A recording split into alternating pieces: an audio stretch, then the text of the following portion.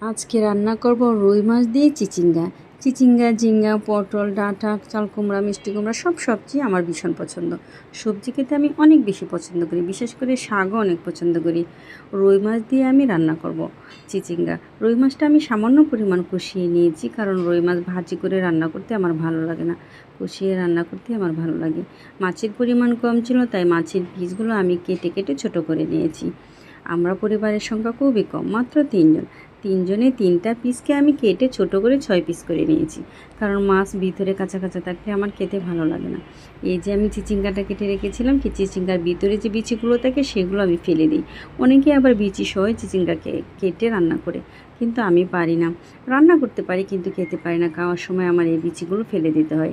সেই জন্য আমি আগে থেকে সেগুলো ফেলে দিয়েছি। দেখেন, চিচিঙ্গাটা আমি ভালো করে একটু মজিয়ে নিয়েছি। মজিয়ে নেওয়ার পরে মাছটা যে কষিয়ে উঠিয়ে রেখেছিলাম সেই মাছটা দিয়ে দিলাম। দিয়ে কিছুক্ষণের জন্য রেখে দিয়েছি। দেখেন, আমার রান্না কিন্তু একদমই হয়ে গিয়েছে। মাশাআল্লাহ, আমি এটা ঝোল ঝোল রাখবো তরকারিটা।